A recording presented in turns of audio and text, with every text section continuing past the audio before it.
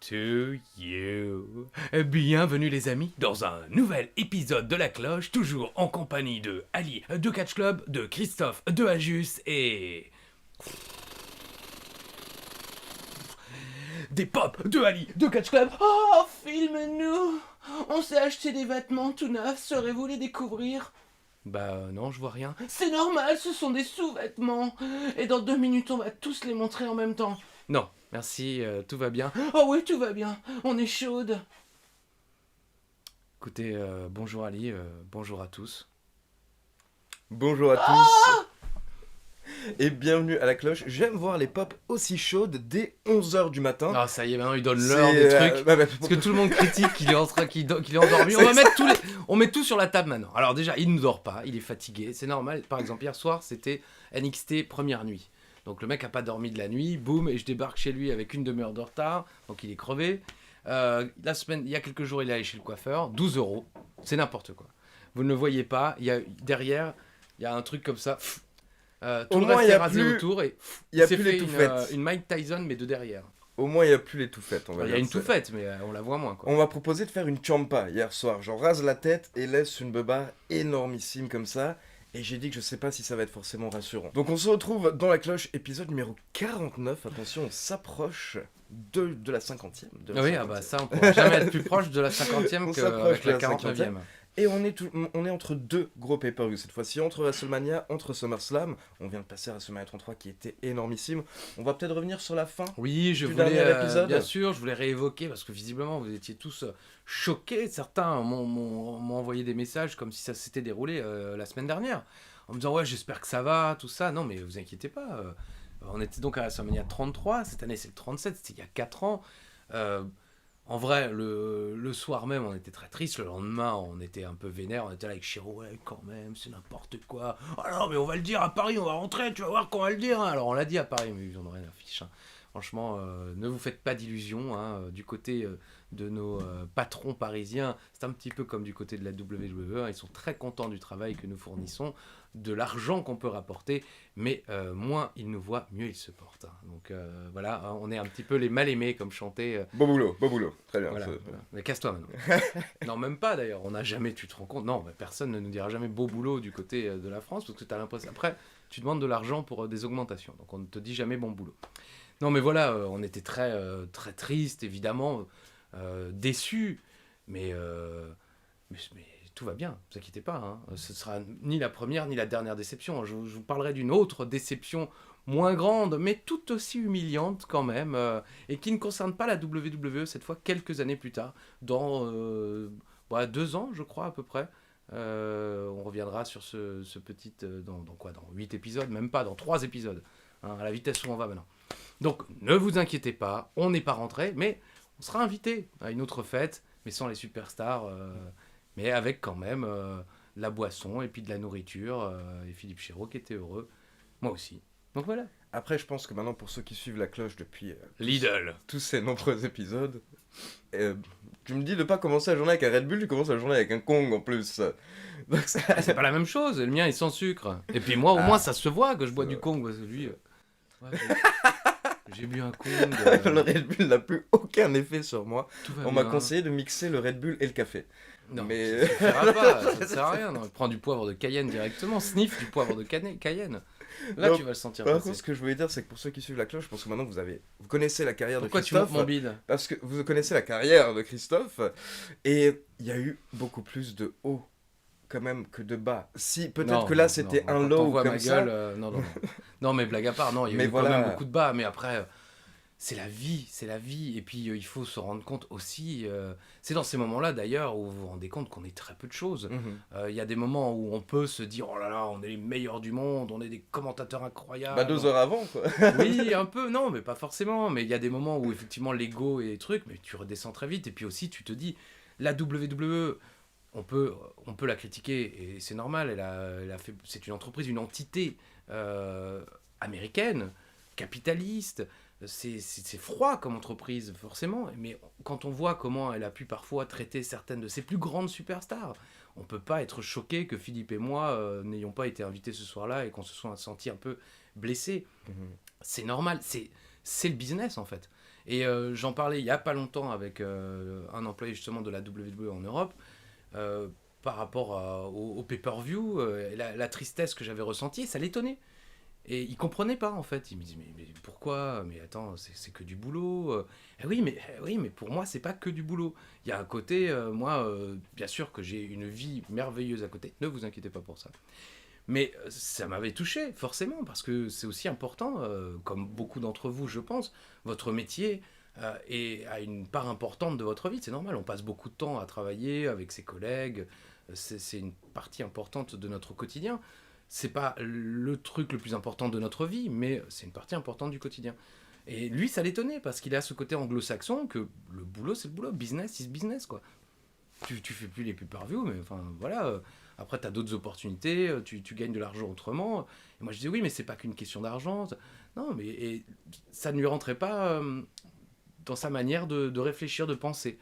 Et aux États-Unis, c'est la même chose. Beaucoup étaient très critiques envers Tom Carlucci, mais c'est juste qu'il réfléchit pas comme nous en Europe, ou en tout cas comme moi et Philippe. Pour lui, c'est du travail. Il se passe d'autres choses à côté, et le travail, c'est du travail. Et puis lui, il suit les ordres en plus. Bien sûr. J'ai vu beaucoup. C'est vrai que beaucoup de personnes s'acharnaient sur lui dans les commentaires, mais lui, il suit les ordres. Mais lui, non, tout ça. Oui, il suivait les ordres, mais je pense pas que les ordres étaient. Il n'y avait pas notre photo. Non, bien sûr, mais je veux dire les règles de base. Attention, ne laissez pas rentrer ces messieurs. Non, mais effectivement, lui, comme je l'avais expliqué, il veut pas prendre la responsabilité d'avoir 2 personnes qui pourraient commettre un impair, parce que c'est pareil, il nous connaissait pas encore super bien, il nous voyait que 4 fois par an. Vous nous connaissez depuis 20 ans, forcément, vous savez qu'on n'est pas... On est bête, mais qu'on n'est pas si bête que ça. Par exemple, aller importuner une superstar après 3 verres, ou aller draguer une superstar féminine après quelques verres, parce que, voilà, tout d'un coup, désinhibé, boum. Et si j'allais tenter le coup avec Mickie James, allez Mickie, viens sauter sur ma... Non, ça on ne ferait pas. Mais eux ne peuvent pas le savoir de fait. Donc voilà, moi j'en ai jamais voulu à Tom Carlucci, on n'en a jamais voulu à personne. On a très bien compris la situation, ça n'empêche effectivement qu'on a trouvé ça gênant et un peu humiliant, mais bon, après, c'est la vie, et comme dit, je revivrai ça quelques années plus tard, je vous en reparlerai dans un prochain épisode de La Cloche. Moi, je tiens à apporter une précision par rapport à Triple H. Il apporte. On a parlé de Triple H la semaine dernière, et tu avais précisé que c'est vrai qu'il n'arrive jamais en mauvaise forme à des événements. Et là, j'avais cité donc l'événement où il y avait eu le match par équipe. Arabie Saoudite, Triple H et Shawn Michaels contre les Brothers. Oui, l'Arabie Saoudite, c'est le lieu où se tenait le show. C'était pas le match par équipe Arabie Saoudite. Non, parce que maintenant on a le Nigerian Drum Match. C'est vrai. Les tambours du Nigeria. Mais du coup, beaucoup de personnes m'ont précisé dans les commentaires que Triple H s'était blessé lors du match et que c'est peut-être pour ça que sa performance était mauvaise. En fait, bien entendu, on est au courant qu'il s'est blessé lors du match. Non mais oui, enfin moi non, je suis au courant de rien, vous vous en rendez compte épisode après épisode, mais vous vous rendez bien compte que ce monsieur est une encyclopédie. Et mais par contre, moi ce que je voulais dire, c'est que justement, peut-être que s'il s'est blessé lors du match, et assez rapidement, voilà, c'est qu'il est peut-être arrivé en moins bonne forme lors du show. Qu'il avait peut-être pas anticipé la chaleur. Et ça aussi, c'est vrai que c'est ce que je me disais, c'est les mecs, quand ils arrivent dans cette chaleur étouffante, c'était trop compliqué pour eux. C'était trop compliqué pour eux. Ça, c'est quelque chose que je crois en avoir déjà parlé dans La Cloche, mais c'est quelque chose qui est très important pour les Américains, la clim. Ils ne se rendent pas compte, vous n'imaginez pas le nombre de réflexions que j'ai pris à Paris parce qu'il n'y a pas la clim à Bercy. Mais je parle de Justin Roberts, Lilian Garcia, Finlay, Malenko, des superstars également. Je crois R-Truth m'avait moqué... en général des superstars avec qui j'avais pu échanger dans le ring, donc on parlait avant parce que je devais traduire ce qu'ils allaient dire, et souvent ils se moquaient de moi en disant mais c'est quoi votre pays sous-développé où vous avez même pas la clim dans les salles quoi. Donc les mecs ils sont habitués à catcher par 8-10 degrés, j'exagère un peu, mais ils caillent dans les salles américaines, notamment en été. Moi quand je me souviens avoir quitté un Raw parce qu'il faisait trop froid, j'avais trop froid parce que dehors il fait 40 degrés à Brooklyn, puis t'arrives à Raw et il fait 12. Et toi, t'es en petite chemisette, et puis moi, je suis frileux, donc je me caillais, donc je suis rentré. Voilà, mince, y'en a marre. Mais bon, voilà, donc forcément, ça les change quand ils arrivent en Arabie Saoudite et qu'il fait 40 degrés. Et parce qu'on est dans la semaine WrestleMania, bien entendu, on en profite. Je sais que tu as posté tes pronos, on vous invite bien entendu à aller sur le Instagram de Monsieur Ajus, NWAjus. Tout à fait, mais c'est également sur Twitter, sur Facebook. Je te donne mon Instagram. Mais je voulais te demander, on est beaucoup sur la hype cette semaine parce que déjà, la plupart des gens sont méga hypés rien que du fait d'avoir le retour de la foule, bien entendu, ce week-end. 25 000 personnes par soir, on le rappelle. Mais voilà, je pense que tu connais bien les cartes. Il y a 14 matchs qui sont annoncés pour le moment pour WrestleMania. Est-ce qu'il y a un match qui te hype plus que les autres, peut-être? Oh, c'est difficile à dire. Le combat triple menace de SmackDown, Bryan, Edge, Reigns, parce qu'il y a plusieurs possibilités, évidemment. Hein. Déjà, il y a 3 superstars, donc 3 vainqueurs potentiels. Et avec le public, j'ai envie aussi de voir la réaction pour Reigns. Est-ce que Reigns va enfin avoir son WrestleMania moment, mais sincère? C'est-à-dire, est-ce que le public sera derrière lui? J'ai peur que non, mais j'attends quand même ça avec impatience. Mais il y a aussi évidemment Cesaro contre Rollins, parce que c'est le premier combat solo de Cesaro à WrestleMania, et j'ai envie de voir ce que ça va donner. Je pense que Sheamus, Riddle aussi, ça va être quelque chose d'assez incroyable. En fait, finalement, je sais que beaucoup critiquent les histoires autour, notamment Sasha Banks, Bianca Belair. Je vois pas mal de gens critiquer cette histoire, que ce soit dans l'univers francophone ou américain. Mais je me dis, peut-être que certaines histoires sont décevantes, mais les matchs, à mon avis, ne le seront pas. C'est pareil, Sasha Banks, Bianca Belair, c'est quelque chose qui peut être exceptionnel. Je l'ai déjà dit, moi, Sasha Banks, Bayley, c'est un des matchs que j'ai préféré voir en live de tous les takeovers que j'ai pu faire, hein, même si bon, j'ai loupé quelques takeovers importants avec des matchs de fou, comme les Gargano contre... oh mince, Johnny Wrestling. Oui, il me regarde, il hoche la tête. Je me ça sens c'est dit Highway. oui, mais et face Ciampa. à face, Gargano et Ciampa. Voilà, Johnny Gargano et Tommaso Ciampa. Oui, je mélangeais Gargano et Johnny, mais en fait, ce sont les mêmes personnes. Voilà, Ciampa et Gargano, ceux-là, malheureusement, j'ai pas vu cette rivalité qui a donné lieu à des grands matchs. J'ai vu à la télé, mais c'est pas pareil en live. Bref, voilà les combats. Toi, quels seraient ceux que tu citerais? J'ai mis niveau celui qui me hype le plus, je pense que c'est tout de même le match pour le titre universel de SmackDown. Parce qu'on n'est pas sûr du résultat, honnêtement. Beaucoup de personnes disent... Enfin, moi là, j'ai justement lancé les pronos, j'ai fait un petit concours par rapport à ce match. Il fait un petit concours. Et c'est super partagé dans les réponses. On voit vraiment que c'est limite un tiers, personne ne sait. Et chaque personne est très sûre de sa réponse malgré tout. Tu vois, la personne qui... Mais alors c'est sûr que c'est Bryan qui va perdre vu qu'il a été ajouté dans le match, etc. Mais au final, on n'est pas sûr, on sait pas. Je suis également très excité par Riddle contre Sheamus. Très content excité que Sheamus ait un match solo sur la carte. J'avais peur qu'ils soient un petit peu perdus dans ce WrestleMania. Kevin Owens contre Zayn, très heureux également de voir ce match. J'en parlais un petit peu, mais... Oui, alors ça, moi j'ai bien peur que... Non seulement il y a Logan Paul c'est ce qui me fait peur. Et puis je pense qu'ils n'auront pas le temps. Ah ouais. Je pense pas qu'on va leur donner 40 minutes. Enfin, évidemment qu'ils vont pas leur donner 40 minutes, mais je pense pas que ce soit comme l'année dernière, Owens-Rollins, qui avait un petit peu volé la vedette le soir où ils étaient. Là, je pense que ça va être un match assez rapide. Et... overbooké en quelque sorte, c'est-à-dire avec beaucoup de choses à l'extérieur du ring. Mais en tout cas, moi, j'en parlais dans une vidéo, je me suis dit, rien que le fait que ces deux mecs s'affrontent à WrestleMania, pour eux, ça doit être fou. Ah oui, alors là c'est incroyable. Pour eux, ça doit être fou. C'est comme si effectivement chez nous, vous aviez Senza Volto qui affrontait... ça y est, mince maintenant. Tristan Archer. Ah voilà, pardon Tristan, hein, tu me connais un petit peu, enfin tu ne regardes pas la cloche, tu as mieux à faire, et tu as raison. Hein, on embrasse notamment ta compagne, mais pardon d'avoir oublié ton nom, comme j'avais déjà oublié le nom de la copine de Sturi là. Non, Ludivine, bien sûr.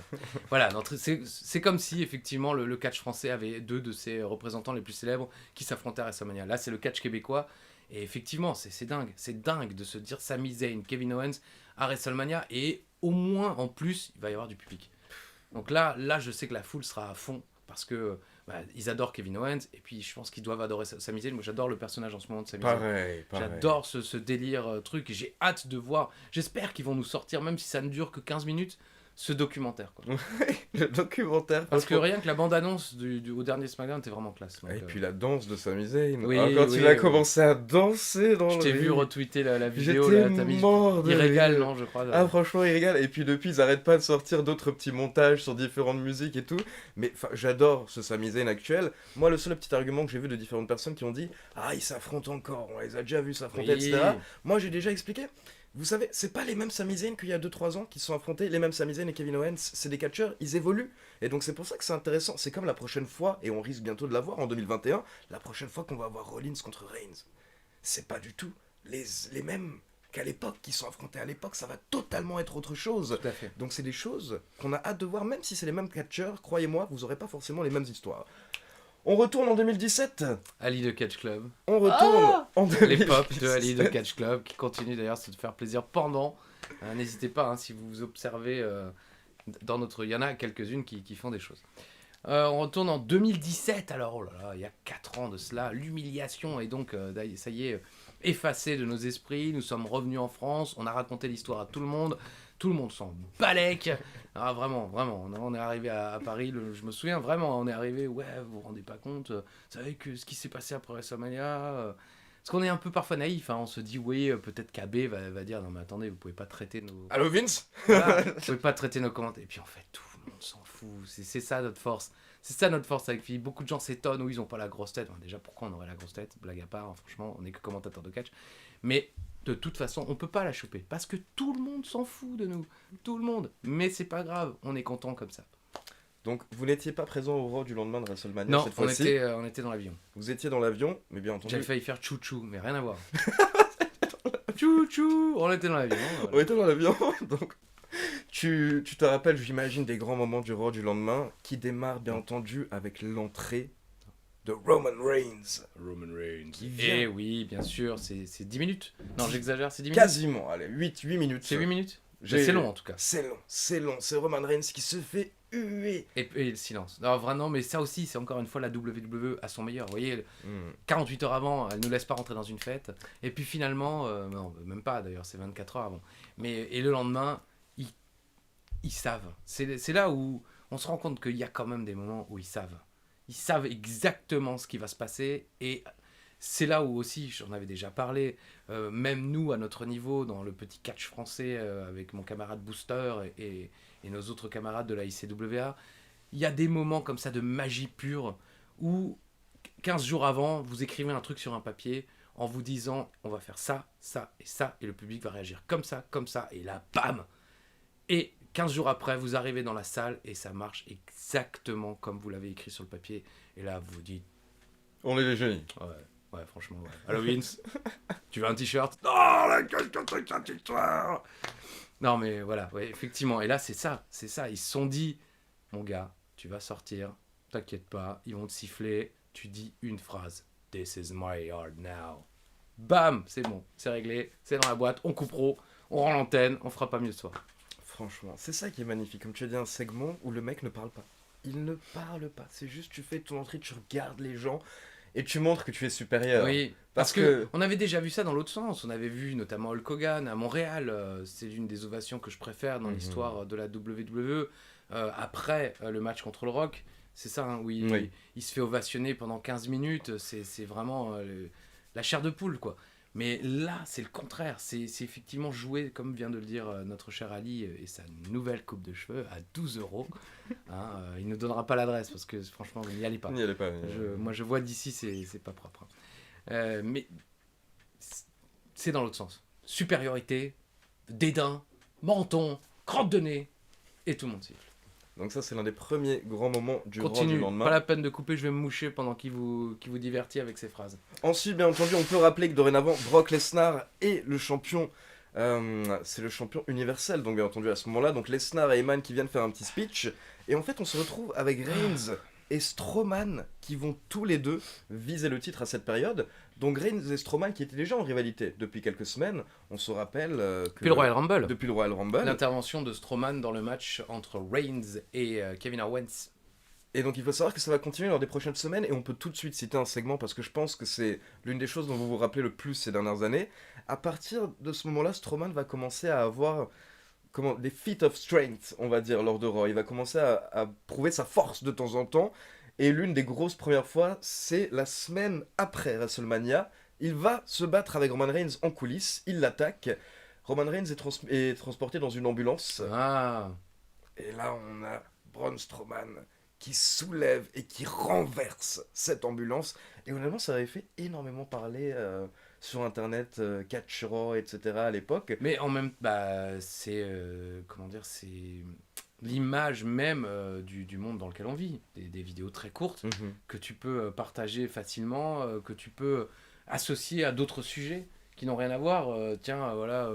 Le gouvernement avec le problème de l'éducation, bam, on retourne un camion. Les gilets jaunes, bam, on retourne un camion. La fin dans le monde. Je vais te balancer un petit peu tout ce qui s'est passé à cette période, tu me diras tes feelings, ton ressenti. Le lendemain de Raw, on a également Vince McMahon qui annonce que Stéphanie va prendre une petite pause parce qu'elle est passée à travers une table, la veille comme on l'avait expliqué, très beau bump. Et du coup il annonce un nouveau General Manager pour Raw, fraîchement Hall of Famer, de retour à la WWE, Kurt Angle. Kurt Angle qui devient le General Manager de Raw. J'avais envie de te demander un petit peu ce que tu Il avait envie, penses mais il va pas le faire. de ce dernier passage de Kurt Angle à la WWE. Comme tout le monde, un peu déçu, évidemment. Notamment que ils vont griller assez rapidement la cartouche du catch en le faisant revenir avec le Shield.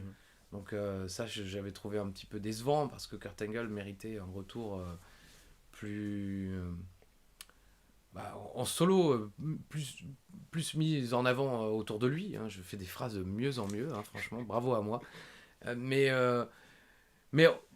pour l'avoir côtoyé à quelques reprises, on en reparlera dans quelques numéros parce qu'il viendra à Paris pour faire la promotion du jeu WWE 2K de cette année-là. Il n'était pas bien. Il était... tu rigoles à cause des travaux encore. Et moi je vais éternuer. Il y a de la poussière. Donc Kurt Angle, on le côtoiera du côté de la Paris Games Week bientôt. On en reparlera dans un prochain épisode de La Cloche. Épisode de La Cloche, oui, bien sûr. On a... Bom dia. Un spécial. Sim, bom dia, boa tarde, boa noite. Muito obrigado, muito fixe. Voilà, j'ai sorti tout mon portugais. Donc, décevant, mais il n'était pas bien. Il n'était pas bien du tout. Je voulais déjà, je crois, je voulais déjà raconter dans un autre épisode de La Cloche, mais on le croisera 24 heures avant son match contre Corbin. On l'interviewera à WrestleMania. Et au bout de quelques minutes, il voudra s'asseoir parce qu'il tient plus debout. Et il nous dira, j'en ai marre. Vivement que ça s'arrête, quoi. Et il disait à l'époque que c'était principalement dû au fait qu'il ne pouvait plus catcher régulièrement, s'entraîner régulièrement, et que donc son corps était engourdi. Paraît-il que là, il s'est réentraîné, que ça va mieux et qu'il est dans une meilleure forme, tant mieux. Mais voilà, bon. C'était assez décevant. En plus, il a mis, je crois me souvenir, il a mis un petit peu de temps avant de s'installer bien dans ce rôle de general manager. Il aura souvent quelques absences. Il sera souvent assez hésitant au micro. Je sais pas si tu te souviens de ça. Je me rappelle que quand il est revenu, il était moins naturel au départ. Tu sens qu'il était peut-être moins à l'aise aussi. Alors que c'est Kurt Angle, quoi. Que c'est quand même dans le ring, c'était ouf. Mais au micro, c'était aussi un dingue. Il était capable de tout jouer, quoi. Je pense si c'est pas... Je me demande s'il fait pas partie de ces mecs qui reviennent à la WWE 10 ans, 12 ans plus tard et qui étaient pas habitués au... Tiens, voici ton script et en fait c'est ça qu'il faut que tu dises. Peut-être. Ils étaient pas habitués à ça, les Angle et Austin, The Rock, Undertaker, Kane, etc. Et beaucoup même expliquent parfois dans les interviews qu'aujourd'hui, quand on vient leur donner un script en coulisses, ils le prennent et ils le jettent gentiment en mode c'est pas à moi que tu vas dire ce que je vais dire dans un instant là dans le ring, tu vois. Donc il y avait peut-être ça. Après, par contre, comme tu l'as très bien expliqué, et ça on en avait déjà parlé avec The Undertaker, ce qui est triste avec Angle, c'est qu'en fait quand il est revenu, il espérait pouvoir catcher tout de suite. Il sortait d'un très beau run, notamment sur le circuit indépendant. Je me souviens d'un Cody Rhodes par exemple qui lui venait de quitter la WWE contre Kurt Angle. Il y avait eu pas mal de beaux matchs, mais il explique que comme il a démarré en tant que general manager et pendant 6 mois il a pas catché, au final quand il a catché il pouvait plus rien faire. Il pouvait plus rien faire, il était très déçu de son match, notamment le retour avec The Shield, etc. Mais il explique que selon lui en fait quand il a été réembauché, Vince McMahon d'abord a voulu lui faire passer un test. C'était en mode écoute, tu vas revenir à l'écran d'abord en tant que general manager. Oui, parce qu'il faut aussi rappeler que malheureusement il a connu moult problèmes d'addiction. Des terribles problèmes de drogue, d'alcool me semble-t-il également, et que là il était fraîchement sorti de tout ça. Donc je pense que la WWE, Monsieur McMahon en particulier, voulait, comme l'a dit Ali, attendre de voir, quoi, parce que c'est quand même compliqué de donner les clés à une superstar, tout Kurt Angle qu'il est, en sachant que ça peut partir en vrille très rapidement, quoi. Donc je peux comprendre la retenue de Monsieur McMahon et de la WWE à ce moment-là. Mais c'est ce qu'il a dit dans une interview depuis qu'il a quitté la fédération, depuis qu'il s'est fait virer, du coup, l'année dernière. Mais il a expliqué, il a dit, voilà, c'est vrai que je veux pas paraître un petit peu, comment dire... Aigri. Oui, voilà, aigri. Oui. Mais pourquoi est-ce que quand Goldberg il revient, il est en main event et on lui donne le titre, il dit qu'il espérait un petit peu ça en fait. Ah ouais. Quand lui il a re-signé, il s'est dit attends là tu vois quand les anciens ils reviennent, quand Goldberg il revient et tout c'est champion, c'est main event, lui il s'imaginait être traité de cette manière. Ouais, sauf que Goldberg a jamais eu de problème d'addiction, Mhm. pas à ma connaissance en tout cas, qu'il a toujours été droit, Goldberg, enfin il est connu pour ça, je veux dire c'est un sacré businessman, cinéma, catch, télévision, il a tout fait, Mhm. et il a toujours eu des reviews professionnelles en tout cas, parfaites. Le mec a jamais eu à la part à la WCW au début, mais après il a jamais eu de problème de comportement, il a jamais eu de problème de drogue, il a jamais eu de problèmes matrimoniaux, parce que Kurt Angle aussi a connu son petit lot de problèmes avec ses épouses et ses ex-épouses. Donc c'est difficile de se comparer à Goldberg, qui en plus lui n'avait pas de problème physique. Non. Je dirais, il a stay in shape, Goldberg.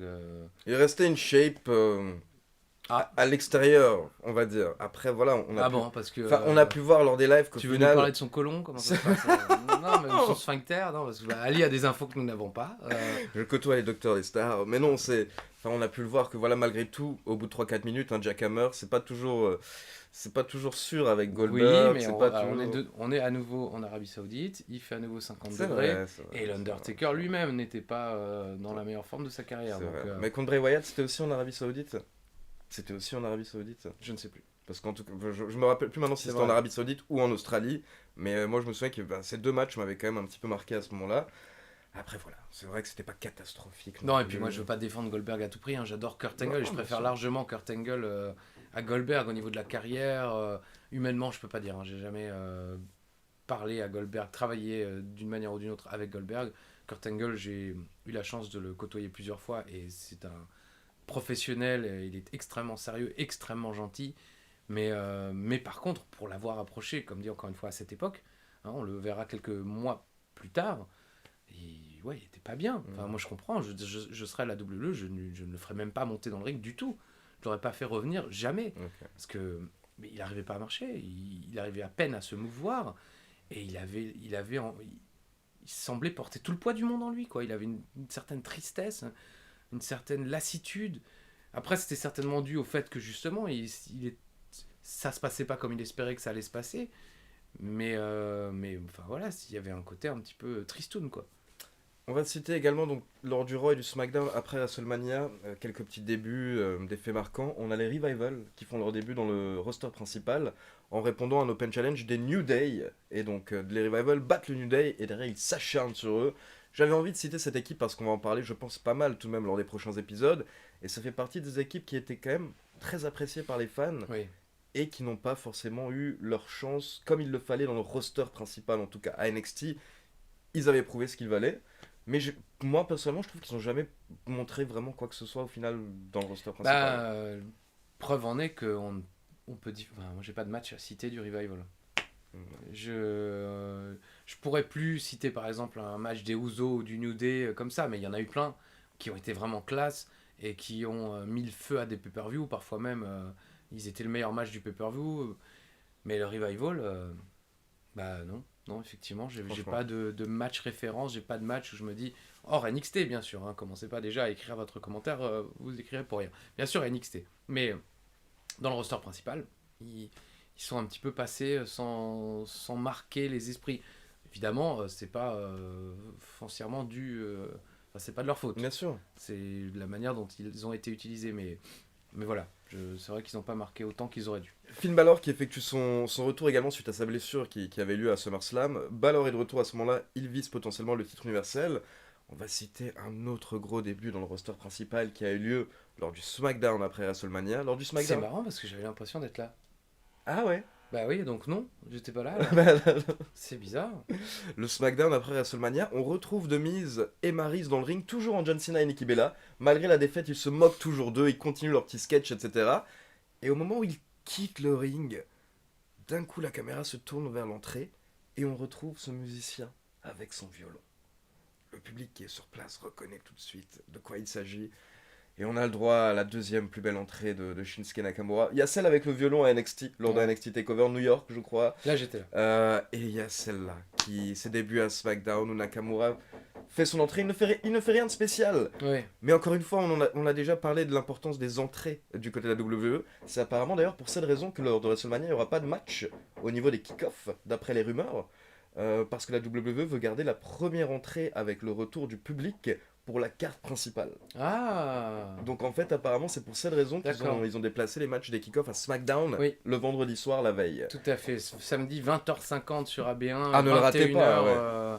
21h, je ne sais plus combien sur AB Explore, parce que juste avant, vous avez les meilleurs moments de SmackDown, le documentaire sur AB Explore. Mais effectivement, un SmackDown classe, oui, avec la bataille André le Géant, match par équipe. Avec 4 équipes pour les titres de Voilà. SmackDown, ouais, c'est ça. Et bon, bref, non, mais voilà, ça va être un SmackDown assez exceptionnel. C'est un mini WrestleMania, un pré-WrestleMania en fait, le SmackDown de cette semaine, faut pas le rater. Donc, oui, voilà, je voulais juste dire que Nakamura fait ses débuts. Il croise The Miz et Maryse, donc on pourrait se dire Rivalité. qu'il va y avoir une rivalité, mais non. Parce qu'il va y avoir le shake, un draft shake-up en fait, la semaine suivante que Vince McMahon a annoncé. Oui, alors on vous précise tout de suite, ce ne sont pas les pop qui sont en train de refaire l'appartement, c'est désormais une habitude pour punir Ali de Catch Club et ses lives nocturnes. Le voisin tape pendant les cloches. Mais en plus, c'est que le jeudi matin. C'est-à-dire que tout le reste de la semaine, c'est tranquille, et le jeudi matin, apparemment, il te voit arriver, je pense. Ah bah bien sûr. Il te voit Je sonne arriver, chez lui de toute façon. Il te reconnaît maintenant, et donc voilà, il fait Maintenant, exprès. hein, vous rendez, voilà, hein, vous savez, à la grosse tête. Non, non, et le voisin de Ali me reconnaît maintenant, au bout d'1 an et demi, et parce que j'enregistre la cloche chez lui, mais sinon il sait pas qui je suis. Je vous rassure, hein, personne. Non, mais c'est parce qu'il y a les masques et tout. Oui, oui, Donc Shinsuke Nakamura, on voulait parler de ses débuts parce que voilà, il va pas y avoir de rivalité avec The Miz. Au final, à la place, il va se lancer dans une rivalité avec Dolph Ziggler. On va en parler lors du prochain épisode. Dolph Ziggler, l'homme des rivalités quand tu débutes. Hein. Je veux dire, le jour où Ah, tu Dolph, débutes, ouais. tu fais gaffe à Dolph. Hein. Tu- Ça, c'est... Tu sais qu'il va avoir un bon match avec, voilà, Oui, ça bien passe. sûr. Et on peut également citer à ce moment-là Jinder Mahal qui lui va être envoyé du côté de SmackDown. Oh, le début de l'emmerde. Jinder Mahal qui va être envoyé du côté de SmackDown et on a le droit à un six-pack challenge avec les différentes têtes d'affiche de SmackDown et le match est remporté par Jinder Mahal. Donc Jinder Mahal va se mériter un match pour le titre lors du pay-per-view suivant de SmackDown qui est Backlash. D'abord on va avoir Payback 100% Raw Ouais. et ensuite on va avoir Backlash, mais on sait déjà que c'est Jinder qui va affronter Aïe, le aïe, champion. Et pour info, à ce moment-là, donc, on l'avait précisé, je crois, il y a 1 ou 2 épisodes, mais en fait, si Jinder remporte le Six-Pack Challenge, c'est parce que les Singh Brothers font leur début dans le roster principal. Ils l'aident, et donc on a le début de ce petit trio Made in India, on peut dire. D'ailleurs, comment dire, ils sont canadiens, donc Tous les trois. tous les trois, oui, ils sont d'origine indienne mais canadiens à la base. Donc on enchaîne d'abord avec le pay-per-view de Raw pour conclure cet épisode 49. Oui. Et c'est pour ça justement, il faut préciser que Jinder Mahal à ce moment-là arrive du côté de SmackDown et que ça devient le challenger numéro 1 parce que c'est important. Avant de passer au pay-per-view suivant, on peut également préciser Précise. que du coup Jinder Mahal va commencer un petit peu à chercher la merde avec Randy Oh. Orton. Il va l'agresser lors d'une des semaines suivantes et il va lui voler la ceinture de champion WWE. Pas ça. Donc Randy Orton va se retrouver sans le titre. Pendant ce temps, on peut également préciser que pour le prochain pay-per-view, donc Payback, on va avoir le droit, malgré le fait que c'est un pay-per-view de Raw, on va avoir le droit à un Randy Orton contre Bray Wyatt. Parce qu'en fait, Bray Wyatt Revanche. va demander son match revanche, mais entre-temps, il va se faire drafter à Raw. Oui. Donc la WWE va dire, c'est pas grave, vous aurez votre match lors du prochain pay-per-view. Par contre, du coup, ce serait un non-title match. Oh. Et ça, à chaque fois, vous savez, quand c'est un non-title match, on sent que ça veut dire que le champion au final va sûrement perdre, mais du coup justement il ne perdra pas son titre. Donc on enchaîne avec Payback le 30 avril 2017, pay-per-view 100% Raw. Le show démarre lors du kick-off avec un petit épisode de Miz TV où Finn Balor vient parler avec The Miz. Finn Balor qui vient nous expliquer, écoutez, j'ai jamais perdu le titre universel, donc je compte le récupérer. Non, et puis en plus, quand tu. Après, le nombre de. Le temps qu'il va attendre pour avoir son match. C'est... Parce que, d'accord, le récupérer, bon, on se doutait bien que ça allait pas forcément. C'est le problème, c'est que quand t'es absent aussi longtemps, bah. Le monde continue de tourner, l'univers continue de tourner, donc ta place n'est plus forcément là. À moins, évidemment, de s'appeler Goldberg, bien sûr. Il y a des contre-exemples. Mais voilà, Finn Balor, il n'avait pas encore fait suffisamment ses preuves pour pouvoir garder une place sûre. Et je sais pas, il va attendre quoi, 2 ans et demi? Je saurais même plus dire, c'est quand ça... Ah bah, c'était l'année dernière. Il me Oui, semble. ouais, donc ça fait quasiment 3 ans. Alors ça veut dire à ce moment-là qu'il a Il dû me semble que attendre. c'était l'année dernière ou il y a 2 ans maintenant. Parce que comme tout passe vite et que L'année 2020, c'est un peu une année où on est tous un peu dans le brouillard. Clairement. On était à la maison, on sait plus trop. Mais non, je crois qu'il y avait encore du public. Mais, Ok. mais c'est si je me trompe pas, oui, je crois que c'est un Royal Rumble. Et je débute le match en disant, vas-y, pète-lui sa gueule. C'est fait partie des commentaires qui visiblement sont restés dans les mémoires. Parce que évidemment, j'étais derrière Finn Balor. Bah moi j'en parlais encore hier soir lors du live, mais je continue à garder ce rêve hein, malgré tout. J'espère que Finn Balor va effectuer un retour à un moment dans le roster principal et choper soit le titre du WWE, soit le titre universel. Bah écoutez, aujourd'hui je dirais non. Enfin, pas que je veux pas, mais j'ai l'impression que c'est mal parti. Mais en même temps, quand on voit que l'un des main events de WrestleMania cette année, c'est Lashley McIntyre pour le titre de la WWE, Ouais. on se dit que rien n'est perdu. Même si Finn Balor n'est plus de la première jeunesse, physiquement il est encore là, quoi. Donc il y a de quoi faire. C'est vrai, parce que Lashley l'année dernière, on n'aurait pas pu dire que cette année il allait être dans le main Il event. perd contre Aleister Black l'année dernière. Hein. Je tiens à le rappeler pour ceux qui l'auraient oublié quand même. Hein. Donc c'est pas du tout le même. On enchaîne rapidement, donc d'abord lors du kick-off, on a également Enzo et Cass qui battent Gallows et Anderson dans un tag team match. Puis on a le droit à un match retour de WrestleMania encore une fois. Chris Jericho qui essaie de récupérer le titre des États-Unis face à Kevin Owens. On rappelle Owens qu'il avait battu à WrestleMania. Et Jericho qui remporte le match avec les Walls of Jericho. Il y avait une petite stipulation particulière également pour ce match. Owens, lui, s'était fait drafter à SmackDown. Du coup, si Jericho remportait ce match, il se faisait automatiquement également drafté à SmackDown en tant que champion des États-Unis. Ce qui est marrant, c'est qu'on peut citer que Jericho remporte le match, donc il se fait drafter à SmackDown, et lors de l'épisode suivant, il perd tout de suite Il le perd titre. le titre, ouais. Effectivement. Owens Je le m'en récupère tout de suite derrière. Austin Harris qui est toujours en rivalité à ce moment-là avec Neville. Donc petit match pour le titre Cruiserweight. À la fin du match, en fait, Austin Harris est en train de porter son finisher, sa soumission de Last Chancery. Et là, Neville pousse l'arbitre. Il tire l'arbitre en fait par la chemise, par le t-shirt, pour se faire disqualifier. Donc Austin Harris remporte le match, mais il ne remporte pas le titre. On continue avec nos champions par équipe qui ont remporté les titres à WrestleMania. On a vu beaucoup de personnes qui ont commenté par rapport au début des Hardys à WrestleMania, mais qui ont également dit qu'au final, après, derrière, petit flop. Petit flop. Oh, bah, petit flop, oui et non. C'est-à-dire que le catch a changé et que, effectivement, on était dans une période où les titres par équipe étaient plus mis en avant comme ça avait pu être le cas à la période Hardy Boys, Edge et Christian, Dudley Boys. Et encore, ils n'étaient pas forcément très mis en avant. C'est juste que leur catch était tellement différent du reste du show que la WWE les utilisait presque comme un segment en tant que tel. Enfin, je veux dire, à Raw, vous avez le titre 24/7 qui prend quelques quarts d'heure d'antenne et autres. À l'époque, les Hardy Boys, Edge et Christian, Dudley Boys, c'était le côté un petit peu accident de voiture. Tout d'un coup, boum, il y aura des chaises, il y aura des échelles, il y aura des trucs. Et puis après, vous aviez Austin, le Rock, avec des chaises aussi et tout. Mais bon, voilà. Moi, je trouve que c'était pas un flop si énorme que ça. Évidemment, on rêve toujours de grandeur, on rêve toujours de trucs de fou. Mais bon, voilà. J'ai pas de souvenir impérissable de ce match contre le The Bar. Mais je suis certain que ça devait vraiment être pas mal, à mon avis. Ce qui est à noter, c'est qu'après ce match, en fait, Sheamus et Cesaro, qui sont face à ce moment-là, vont serrer la main de Jeff et Matt Hardy dans le ring. Et derrière, ils turn, ils attaquent pardon, les je croyais Hardy. Mimi Mati, moi je me suis dit merde. Non, c'est pas ça. Joséphine Ange Gardien, comment ça se passe? Non, ils turn, et donc c'est les débuts du vrai bar. On va Du dire. vrai bar, Le vrai bar. le poisson, Le la vrai bar. poiscaille.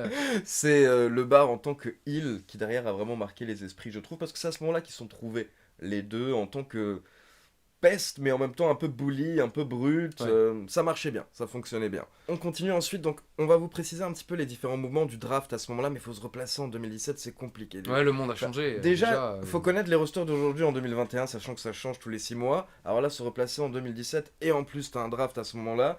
Mais pour info, on a Alexa Bliss qui était du côté de SmackDown. On se rappelle qu'elle était la première championne de SmackDown, Alexa Bliss. Elle se fait drafter à Raw, elle affronte Bayley lors de ce pay-per-view, et elle bat Bayley, alors qu'Alexa Bliss, ça fait pas longtemps qu'elle est dans le roster principal, mais à ce moment-là, vraiment, elle était bien pushée, et ça devient la première catcheuse à être championne de SmackDown et de Raw. Donc, Bliss, quoi.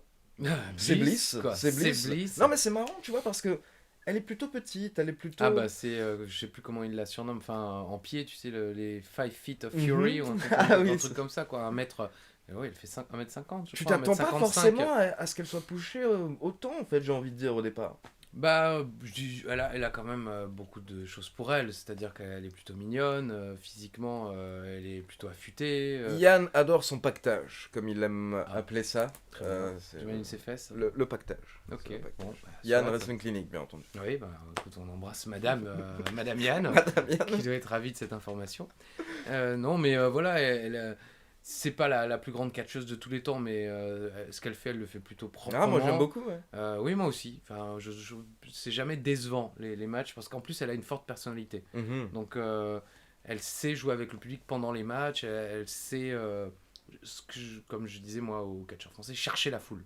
Ouais. C'est-à-dire, c'est pas juste tu fais ton match, coup d'arpin, coup de pied, coup de la corde à linge, projection dans le coin. Non, tu t'agrémentes tout ça de regards, de petits cris, Enfin voilà, et elle sait faire tout ça, et elle a su le faire très rapidement, elle s'est adaptée très vite finalement. C'est là d'ailleurs où je trouve que c'est assez intéressant de faire le parallèle entre les femmes et les hommes parmi ceux qui sont venus de NXT. Parce qu'on dit souvent que les recrues de NXT ont beaucoup de mal à s'intégrer, Ah, c'est un énorme débat en ce moment. mais en fait c'est beaucoup moins le cas chez les femmes. On a quand même quelques petits loupés. Nikki Cross, par exemple, qui, je pense, méritait beaucoup plus et qui a été très mise en avant pendant un temps et puis qui aujourd'hui a totalement disparu. On l'a vu au Hall of Fame. Mais voilà, bisous Nikki. Non, mais je pense qu'elle mériterait beaucoup plus. Après, elle a été, arrêtée dans son élan. Excusez-moi, j'ai le nez qui gratte. Il y a énormément de poussière chez Ali. Je le dis, je le répète, je suis désolé. Certainement dû à tous ses cheveux qui sont tombés un peu partout là. Donc oui, Nikki Cross a certainement vu son élan un petit peu arrêté parce que Alexa Bliss est partie dans cette histoire avec le film. Donc, Ah bah totalement. donc boum, il n'y avait plus grand chose à faire avec elle. Il y aurait eu, mais ils n'ont pas fait. Mais je trouve que les femmes s'adaptent mieux. Mhm. Est-ce que tu es d'accord? Est-ce que il n'est pas d'accord? Non, c'est vrai. Enfin, j'avais pas analysé de cette manière. Bah si tu mais, regardes, je veux dire, la première Paige, après t'as Charlotte, Sasha Banks, Bayley, Alexa Bliss, qu'est-ce qu'on a encore? Becky Lynch. Becky Lynch. Toutes ces jeunes femmes sont venues de NXT. Et qu'est-ce qu'il y a eu comme loupé? Bon, il y a les Iconics, mais elles n'étaient pas non plus. Et ça a bien fonctionné Ça jusqu'à a ce bien qu'ils les séparent Oui. au final. Et puis C'est elles eux n'étaient qui pas ont. très mises en avant à NXT non plus. Oui, c'est vrai. Mais ouais, non, c'est vrai que du côté féminin, ça marche pas mal. Bah écoute, le débat en tout cas fait rage cette semaine, je trouve. Nous, on en a parlé lors de pas mal de lives. Parce que moi, là, je disais qu'après WrestleMania, faut qu'il y ait une grosse vague de catcheurs de NXT qui passent dans le roster principal. Ciampa, Gargano, Non, mais justement, tout cela, c'est foutu pour eux. les mecs de The Undisputed Era. C'est fini. 'fin, C'est fini. Ça fait 4-5 ans Bah ouais, qu'ils mais sont à NXT c'est maintenant. terminé. Et les gens me disaient, tu sais, c'est aussi beaucoup parce qu'ils veulent pas aller dans le roster principal, ils ont peur, ils ont de ci, Non, de mais pas je crois réussir. pas que ce soit ça. moi. Et honnêtement, c'est ce que je leur disais hier. Parce Je disais, que personne leur demande leur avis. Hein. mais oui, je Désolé, disais, tu sais, quand t'es employé, et c'est exactement ce que j'ai dit hier à un moment, je dis, tu sais, à un moment, il n'y a pas à leur demander, moi je leur demande pas en fait. Ils sont employés, à un moment, il faut passer dans le roster principal, et on reparlait encore de Randy Orton, j'expliquais ce que disait Randy Orton, le catch, t'as peu d'années dans ta carrière pour réussir à gagner un maximum d'argent possible. Oui, alors attention, quand il fait comme ça, c'est gagner un maximum d'argent. Il te dit pas comment il le gagne, Non. mais c'est gagner un maximum d'argent. Pour gagner un maximum d'argent possible, et du coup, en plus, les catcheurs d'NXT, Randy Orton le disait, vous prenez beaucoup de risques, beaucoup plus de risques que nous on le prenait à l'époque, donc Et vos les carrières salaires sont beaucoup seront moins plus courtes. élevés, hein. C'est ça, NXT honnêtement c'est 100-200 000 si t'es une star par an, d'après, moi j'ai pas les contrats sous les yeux, mais d'après ce qu'on lit en moyenne. À Raw, un contrat moyen c'est 400 000, 500 000 dollars l'année quand même pour un homme. Si tu travailles bien et que tu deviens un main eventer, tu montes rapidement dans les 700, 800 000 dollars, le million. Donc ça n'a rien à voir. Et c'est pour ça que ces catcheurs au bout d'un moment de 1, faut qu'ils rentabilisent leur carrière. Et à côté de ça, ça bloque NXT en fait. Moi je trouve qu'il y ait des gars qui restent Ouais, 4-5 ans. bah, Ça c'est bloque clair. On clairement le NXT. voit notamment justement avec Tommaso Ciampa. Autant Johnny Gargano a su s'adapter avec The Way et ça a créé une vraie nouvelle dynamique autour de son personnage. Autant Ciampa par exemple, il est bloqué. Il n'y a plus rien à faire. Le mec il voulait Goldie, il l'a pas. Et alors maintenant C'est vrai. qu'est-ce que tu fais? Donc il enchaîne les petites feuds avec des grands matchs, hein, souvent, parce que le mec c'est quand même catché. Mais ça ne fait plus avancer le schmilblick, il est coincé. Et tu peux pas non plus le faire feuder avec tous les mecs parce qu'après finalement il va perdre contre tous les gars donc il sert plus à rien. Ça bloque effectivement NXT mais moi je te dis à mon avis Ciampa il arrivera jamais dans le roster principal. Tu penses? Ah oui c'est fini, je pense pas. Il est déjà, d'une part il est déjà assez âgé, mal en point physiquement je pense. Enfin je pense, mais sa blessure au cou c'est pas anodin donc à mon avis il va passer directement en mode officiel. Vraiment d'entraîneur, quoi. Je me demande, en tout cas, on a hâte de voir s'il y aura des passages au niveau du roster principal après WrestleMania. On pense également à Velvet in Dream, qui n'est plus du tout utilisé Bah, depuis lui, c'est plusieurs mois. c'est la descente aux enfers. Ouais. Et je le vois beaucoup ça sur les forums américains.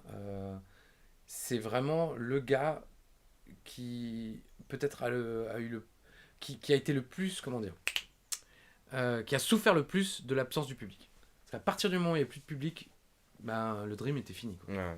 Il n'y a plus rien. Son personnage était zéro, vide, un fantôme. Alors que moi, j'étais emballé par ce type à la Bah, base. avec du public, oui, parce que le public faisait que, les réactions faisaient que, ça créait presque un miroir de fumée autour. Mhm. Mais à partir du moment où il n'y a plus de bruit dans la salle, tu te rends compte que en fait, le gars, c'est quelques trucs comme ça, mais il reste pas grand-chose. En tout cas, il est plus utilisé. Lors d'une interview récente, quelqu'un a encore demandé à Triple H, mais il est où, Velvet in Dream? Et Triple H a été un petit peu agacé par la question en disant, écoutez, il est sous contrat. Il s'entraîne au Performance Center. Me faites pas chier. Voilà, me faites pas chier. Ouais, On me faites pas l'utilisera. chier. J'organise des interviews, mais me posez pas de questions. Hein. Ça, commencez pas à me Je faire suis chier pas là avec pour vos questions. répondre, ok? Ah ouais. Moi, je suis là pour me montrer ma gueule à la caméra. Ah. Il y a un match à WrestleMania. J'ai le match le plus long. Comment ça se passe? Attention. 30 minutes. On continue Me faites pas sur la carte pour un match qui est très intéressant parce qu'attention, on est en 2017, Non, 2017. mais on est déjà sur du match cinématique. Alors que voilà, quelque chose qui va devenir beaucoup plus fréquent, bien entendu, depuis 2020, mais il faut savoir que ça existait déjà à l'époque, on avait déjà eu un petit peu ce genre de match. Oui, Et un moi, le premier que je citerai à la WWE. Goldust Piper. Ah, Goldust, c'est vrai, effectivement. Et j'aurais aussi cité le Ballroom Brawl, Mick Foley, Undertaker. Et c'est Mankind, bien sûr. Bon, après, il y a aussi le Empty Arena match durant la mi-temps du Super Bowl. Voilà, c'est ça entre auquel le je Rock pensais, et moi. Mick Oui. Foley.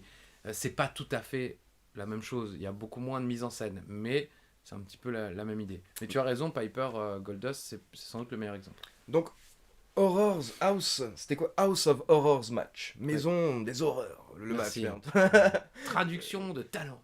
Attention. La Traduction maison, of talent. le match se passe en fait dans la maison de Bray Wyatt. On démarre, c'est la nuit. C'est la nouille. C'est la nuit. Randy Orton arrive dans une limousine et il fait son entrée dans la maison. Et là, ça part en bagarre générale dans différentes pièces. La salle de bain, la cuisine, etc. C'est assez violent, c'est assez dark. C'est pas mal parce que c'est clair qu'on n'avait pas vu ça depuis assez longtemps à la WWE, donc ça change. Déjà le personnage de Bray Wyatt qui a apporté un petit peu ce côté nouveauté. Et en gros, en fait, le match démarre à ce moment-là parce qu'il faut savoir que le match absolument doit se terminer dans le ring. D'après les règles, il faut que le match se termine par tomber ou par soumission, mais dans le ring, alors qu'il démarre à l'extérieur. Donc en fait, on a une première partie à l'extérieur dans la maison de Bray Wyatt. Bray Wyatt prend l'avantage, il vole la limousine de Randy Orton Oui. et il se casse. Il se casse. Donc Randy Orton se retrouve un petit peu bloqué à ce moment, je sais pas, Uber peut-être, mais Randy Orton se retrouve bloqué chez Bray Wyatt. Et pendant ce temps, on passe à un autre match. Donc en fait, les deux vont faire leur chemin jusqu'à l'arène. Et pendant ce temps, on enchaîne avec Seth Rollins et Samoa Joe. On rappelle une rivalité qui avait débarré début janvier. Samoa Joe embauché par Triple H pour attaquer Seth Rollins. Ouais. Il avait blessé Seth Rollins, on se rappelle, en lui portant le coquina clutch. Rollins avait failli rater WrestleMania. Il avait réussi à se rétablir juste à temps. Et encore, au final, il lui avait donné une sorte de no DQ unsanctioned match pour qu'il puisse se débrouiller, on va dire. Mm. Donc là, on a Seth Rollins contre Samoa Joe. Encore une fois, histoire de coquina clutch. Joe qui porte son clutch à la fin. Rollins qui le contre pour réussir à porter un tombé alors qu'il se prend la soumission. Et au final, Rollins qui remporte le match. À la Bret Hart Piper WrestleMania 8 ou Bret Hart Stone Cold Steve Austin Survivor Series 96, je crois. Derrière, on a le droit à l'entrée complète de Bray Wyatt. Bray Wyatt qui fait son entrée avec la Il a le musique. temps, bah oui, On il vient sait en pas bus, où il hein, est. voilà. Il a pris le 17h15, donc il y a encore 20 bonnes minutes là. Donc l'entrée à l'ancienne avec les Fireflies. Et quand les lumières se rallument, Randy Orton est bien présent. Il a eu son bus, c'est bon. Le match reprend. Et donc pourquoi je vous parlais de Jinder Mahal et des Singh Brothers juste avant? Parce que justement, ils vont intervenir lors du match. On a d'abord les Singh Brothers qui interviennent une première fois, et ensuite Jinder Mahal qui vient frapper Randy Orton, notamment en utilisant la ceinture qu'il a volée à Randy Orton. Et derrière, ça permet à Bray Wyatt de porter De la gagner. Sister Abigail pour la victoire. Donc c'est un petit peu pour cette raison, au final, que c'était un non-title match. On donne la victoire à Bray Bah, au Wyatt. moins, il lui donne la victoire. Il Le lui problème, donne. c'est qu'effectivement, à partir du moment où tu dis non-title match, tu sais qu'il y a 90% de chances que le champion perde. Bah, ils ont refait le coup il y a quelques mois avec Bray Wyatt. Je sais plus c'était quand, si je me demande si c'était pas contre Strowman ou un truc dans le genre. Mais on a eu le coup il y a quelques mois où au final quelqu'un a eu un match contre le champion, mais dans un non-title mais match. effectivement, je crois que c'était Bray Wyatt, Strowman, mais Bray Wyatt. Quand il vient avec son pull, Oui. et effectivement, ouais, je crois. Ou Mais alors, à peut-être vérifier, que vous nous direz dans les commentaires, comme d'habitude. Mais Ouais, je sais merci. que dans ma tête, je crois que ça s'est passé il y a quelques mois. Donc, comme souvent, on donne une victoire à Wyatt, mais c'est pas exactement comme on aurait aimé que ça se Bah passe. non, oui, enfin, pour le personnage, effectivement, encore une fois, c'eût été plus sympa pour lui et pour sa légende qu'il conserve à WrestleMania, par exemple. Parce que on se dit... Bon, après, valait mieux que ce soit Orton qui se fasse battre par Jinder Mahal que Bray Wyatt. Parce que, spoiler, c'est vers là qu'on va, mes amis. Ouh là là. Attention le prochain épisode. Ah oui, oui, on a vraiment enthousiasme. Hein, on est là. Mais oui. Après, ils n'étaient pas obligés de filer le titre à Jinder Mahal non plus. Mais bon, bon voilà, on ne peut pas malheureusement refaire On l'histoire. va en débattre, on va en débattre. En tout cas, autre chose à rajouter Non, avant écoutez, la fin on de- avance petit à petit. Donc On ça, avance, on avance. ce sont les épisodes pour vous tenir au courant, pour vous rappeler, ou pour même ceux qui découvrent peut-être ce qui s'est passé en 2017. Comme ça donnera envie à certains d'entre vous de checker un petit peu ce qui se passe. Non, j'allais dire, en fait, on n'a pas terminé parce que c'est pas le Ah. main event du show. On a un main event lors de Payback, justement, les deux catcheurs qui sont en rivalité à ce moment-là du côté de Raw, Roman Reigns et Braun Strowman, Ah oui, les qui gars. visent tous les deux le titre universel. Donc c'est une sorte de match un peu number one contender, mais non officiel, on va dire.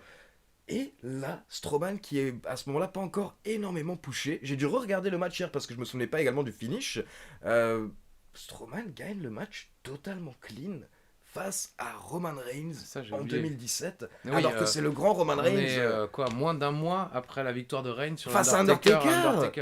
Et Ouais. le This is my yard now. Non, finalement, c'est pas ta yard. Ah non, pas du tout, c'est pas du tout son... Bon, après, Roman Reigns s'est fait très maltraiter pendant les quelques semaines jusqu'à Payback, on a parlé de l'ambulance, etc. Donc il y a eu différentes attaques, il arrive au match, il a plein de bandages aux Ouais, épaules, ouais. etc. Voilà. Ouais, Mais on a un Strowman qui porte d'abord un premier Power Slam à Roman Reigns. Derrière, Roman Reigns se réveille, il lui porte un spear, il lui porte 2 Superman Punch, mais Strowman se reprend, il lui porte cette prise de soumission qu'il porte de temps en temps, son standing triangle choke. ouais. Et derrière, un second running power slam et victoire clean de Strowman qui en profite derrière et qui s'acharne un peu plus encore sur Roman Reigns avec les escaliers. Il termine vraiment le match de manière dominante comme Roman Reigns l'avait fait quelques semaines auparavant. Au final, pas du tout. C'est Strowman à ce moment-là qui se montre. Et on sent que c'était une première fois la WWE, je pense, voulait vraiment déjà pousser Strowman potentiellement vers un match contre Lesnar. Le problème, on vous le dit déjà dans cet épisode, c'est qu'en fait, on va apprendre lors des 2 prochaines semaines que Strowman s'est blessé. Ouais. Et Strowman va rater 6 mois d'action suite à ce match. Donc c'est dommage. C'est dommage parce que clairement, ils allaient encaisser sur lui à ce moment. Ils allaient faire quelque Et chose. c'est exactement comme ce qu'on évoquait avec Finn Balor. Hmm. C'est que boum, là, tu sens que la WWE veut faire quelque chose de toi et ton corps te lâche au moment précis où justement, enfin, on va t'utiliser et comme tu le souhaites. J'imagine que Strowman voulait. Et non. 6 mois d'absence et là c'est fini, tu loupes le train, Strowman. Donc voilà, c'était pour vous préciser ce qui se passe. Oui. On démarre la semaine prochaine avec le pay-per-view de SmackDown. Jinder Mahal, Randy Orton, vous allez voir. Surprise pour ceux qui n'étaient pas là Surprise. en 2017. On évoquera également le show à Lille de la WWE en cette année 2017. C'est vrai qu'on a loupé pas mal de shows. Et je me demande d'ailleurs si on ferait pas plus tard un épisode spécial de la cloche avec tous les shows français du premier dans les années 80.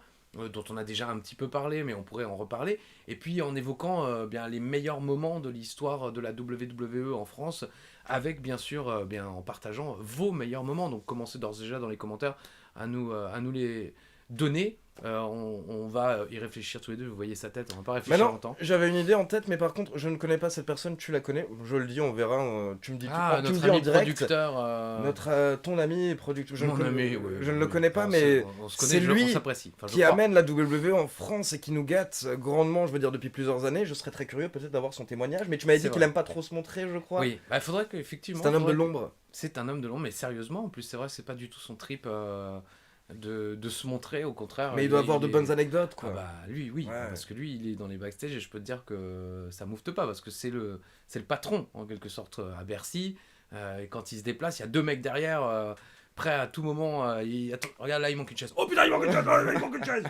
Regarde là, c'est juste. Oh putain, c'est juste. Non, c'est bon. Sortez-le, il a un t-shirt. Non, donc. Vous l'invitez pas après Mais oui, j'y ai déjà pensé. Mais c'est vrai que j'ennuyais jamais. J'ai jamais évoqué l'idée avec lui. Je devrais le faire. Pourquoi pas un ringside avec, parce qu'on en a, ça y est, on a totalement abandonné le concept. C'est notre force. On a beaucoup de boulot. On va revenir avec. Ne vous inquiétez pas. On va revenir avec des ringside. Mais bon, prochain épisode, on va parler de Lille. On va parler de Backlash également. Et puis d'autres événements qui se sont passés durant l'année 2017. Yes, donc comme d'habitude, n'oubliez pas de liker la vidéo, de vous abonner à la chaîne et de cliquer sur la petite cloche. On se retrouve pour l'épisode 50. Eh oui, pas d'anniversaire, pas de gâteau, mais juste du plaisir et de la gâterie. Oh, la gâterie, qui veut nous gâter? Mesdames et messieurs, comme le disait Édouard Carpentier, à la semaine prochaine, si Dieu le veut. Gâtez-nous!